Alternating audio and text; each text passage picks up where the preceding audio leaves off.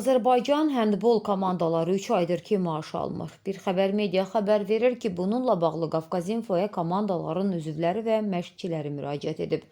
Onların iddiasına görə Azərbaycan Həndbol Federasiyasının prezidenti Salih Məmmədov Azərbaycan Avtomobil Yolları Dövlət Agentliyinin idarə heyətinin sədr vəzifəsindən azad edildikdən sonra əmək haqlarını ala bilmirlər. Bildirilir ki, federasiyadan maliyyələşən klublarda heç kimə son 2 ayı maaşı verilməyib. Belə ki, kişilərdə çempionatın lideri olan Bakı komandasının 3 legioneri bu səbəbdən ölkəni tərk edib. Şikayətçilər bildirir ki, federasiyanın baş katibi Yusif Atakişiyev və vitse-prezident Orxan Abbasov da suallara cavab vermir. Heç kəs maaşların nə vaxt ödəniləcəyi ilə bağlı dəqiq söz demir.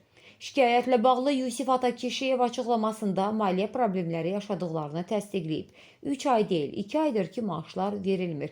Federasiya daxilində maliyyə sıxıntıları olduğu üçün əmək haqlarını verməkdə çətinlik çəkirik. Problemin nə olduğunu isə rəhbərlik bilər. Məndə heç bir məlumat yoxdur deyə o qeyd edib.